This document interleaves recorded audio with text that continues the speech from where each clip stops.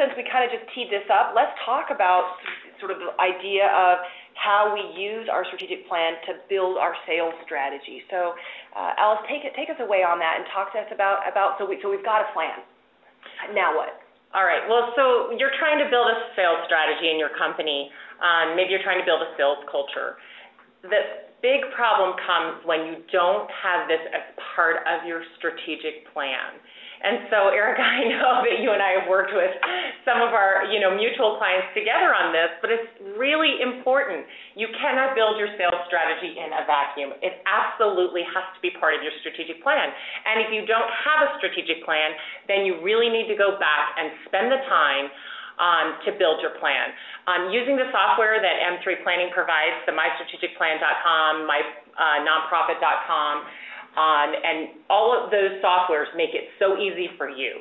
And by the way, I don't get paid by this company to promote their products, but I have to tell you that all of my clients use them because they are easy to use, and it makes it possible for people who never thought they would have a strategic plan to actually have one. So whatever process you use, build a strategic plan and start there, because all of your sales goals will fall out of that. And once you have your sales goals, then you can build your sales strategy around that. And so just keep in mind, what is it you want your company to do? And it starts with your why. Go back to your why. So we want our company to make $10 million in sales. Well, that's fantastic. Why? Okay, just so you can pay all your bills? Not a good enough reason. You've got to have something stronger and more powerful than that everybody at your company can believe in and get on board with, and that your salespeople can carry through to the customers. So set your sales goals and then start to reflect on your current business. Those are some really key and important things. Because some people think, okay, well, gosh, we can go to from 5 million to 10 million in 1 year. And you might be able to do it. I don't know. But you have to reflect on what reality is as well as what you would like it to be. Another good thing to do is, as you're setting your sales strategy, think about your retention rate. At what rate are you retaining business? Many clients that I'm working with now are losing their customers as fast as they're gaining them. You're just not going to be able to make a huge impact when that's the case.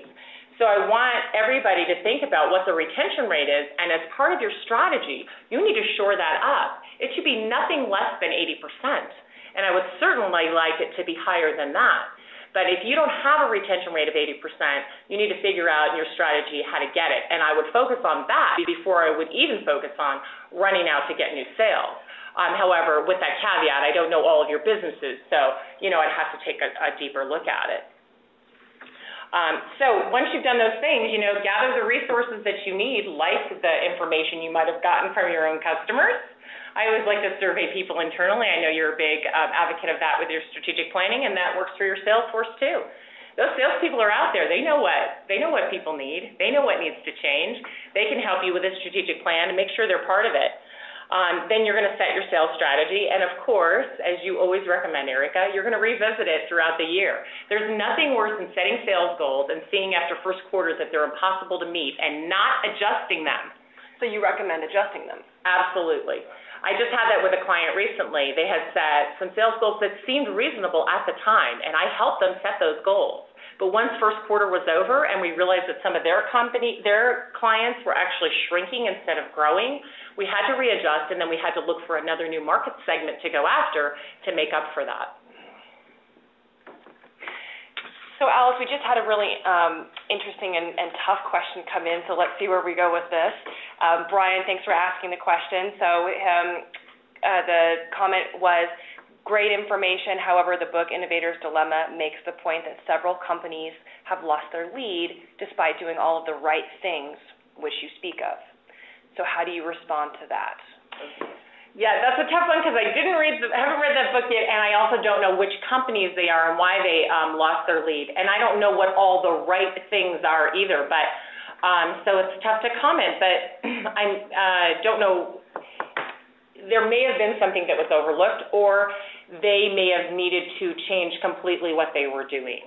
And so maybe they were doing all the right things, like, for example, in the auto industry, we can speak to that. I mean, what can you do about that? You're making cars, you're making really good cars, and still, right, the market's falling out, or in construction, right? So, but the construction companies that I know that have succeeded changed. They were flexible. They decided to do something completely different. I mean, there's an example of one company that I met the owner of, and instead of building things anymore, he changed his company into a fix-it company.